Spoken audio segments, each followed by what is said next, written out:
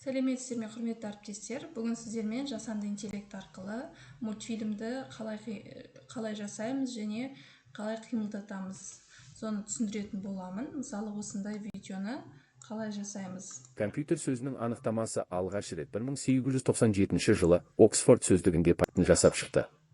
Ол қазіргі компьютердің атасы. Қазір өмірімізді компьютерсіз елестете алмаймыз. Ол көшеде де, кеңседе де, мектепте.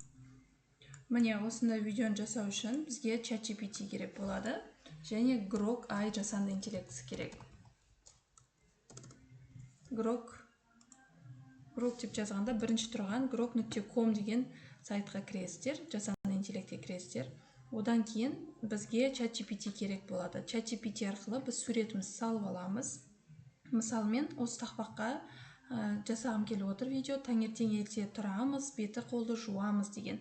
Соның бірінші мынау таңертең ерте тұрамыз деген тақпақтың бірінші осы жолына сурет салып бер. Мультстиль Pixar деп міндетті түрде жазамыз. Сонда бізге мультяжды сурет шығарып беретін болады. Басында маған осындай суреттер шығарды. Мен жауап бердім, ол маған сұрақ қойды. Бала бақша ма, үй іші ма деп, үй іші деп жазып едім, ол маған дайын суреттерді беріп отыр ChatGPT. Өзің салшы деп едім, осындай әдемі красочный сурет салып берді. Бұл суретті сіздер жүктеп аласыздар, кез келген тақырыпқа, мысалы компьютер болса, компьютер деп жазасыз. Жүктеп алғаннан кейін Grokқа кіресіздер. Мынау сол жақтағы image дегенді басасыздар. Ой, бастапқы неге кіресіздер? Бастапқы неге? Енді, что вы думаете деген жерге промпты жазамыз. Промпты мен алдыңғы видеода сіздерге көрсеттім, қалай сұрау керек екенін. Міне, енді осы баланы қимылдат, промпт Grok AI жасанды интеллектісіне деп сұрайсыздар. Ағылшынша берген осы промпты копировать етесіздер. Мен қазір екінші жолына жазайын. Таңертең ерте тұрамыз, беті қолды жуамыз.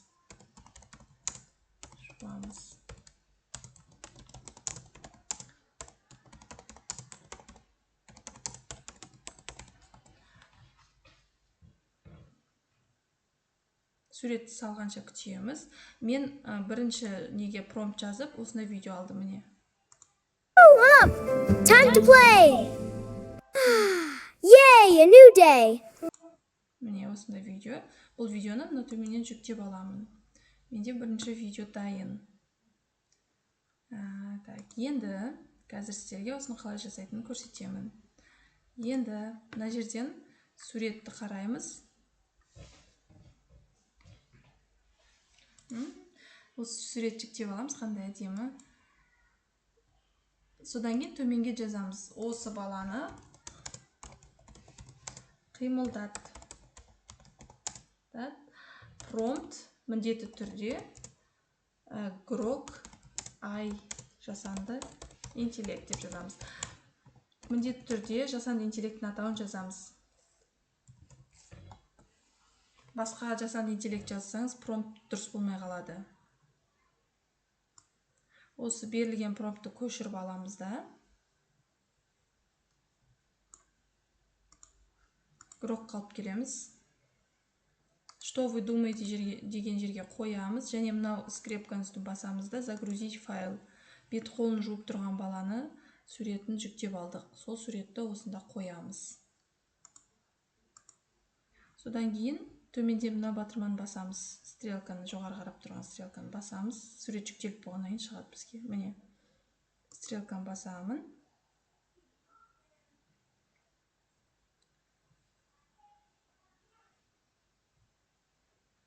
Міне екі нұсқада бізге видео шығарып берді. Сделать видеоны бассаңыз, сделать видео дейді. Видео жасалынады. Міне күтесіз. Мына жерде 4-5% дейді. 100% болғанша күтесіз, содан кейін сізге видео жасап береді. Grok жасанды интеллектісінде 6 секундтық видеолар жасалады. 6 секундтық видеоны сіз қосып, жалпы 3 минуттық, 4 минуттық видео жасай аласыз. Қазір біз осылай жасап көреміз. Нәтижесін InShot арқылы біріктіретін боламыз. Сіздер CapCut арқылы біріктірсеңіздер болады. Кез келген видео жасайтын программа арқылы біріктіре аласыз. This is fun. All clean and sparkly. төмендегі мына скачать деген батырманы басамын. Енді назад шығам. Екінші видеоны көреге. Ол қалай жасалған, оны да күтеміз. Оға дейін келесі өлең жолын жазайын.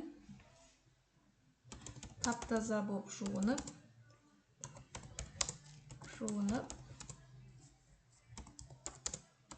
жолға сурет салшы.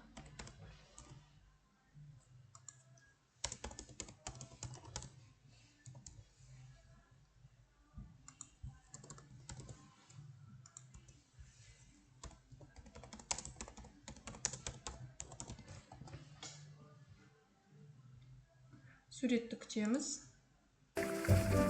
This is so much fun! We splash!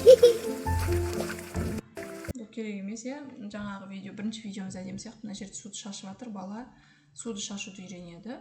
Ондай керек жоқ бізге. Чат дегенді басамыз сол жақтағы. Содан кейін суретімізді күтеміз. Суретіміз дайын болғаннан кейін жүктеп аламыз да, жаңағыдай қоямыз.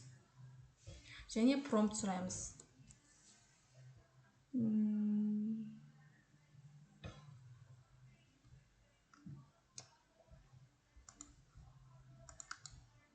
Әдемі салып келатыр еді. Сурет дайын болғаннан кейін, осы суретті қимылдатуға Grok AI жасанды интеллектісіне промпт бер деп сұраймыз. Промптты копировать етіп алып келіп, мұнда жазамыз, және мына скрепканы басып, суретімізді таңдаймыз. Одан кейін видео жасауға жібересіздер. Сіздерге 6 секундтық видео жасап береді. Содан кейін ол видеоны жүктеп аласыздар. Барлығын біріктіріп, жаңа айтқанда InShotпен біріктіресіздер. Мен InShot программасы арқылы біріктіремін. Содан кейін неге шығармай жатыр? Содан кейін видео менің дайын болады. Бүгін сіздерге осы жасанды интеллектті таныстырғым келді. Көріп тұрғандарыңыздай өте әдемі, қанық, түсті бәрі әдемі болғаннан кейін осы жасанды интеллектті қолданып мен заказға жасаймын.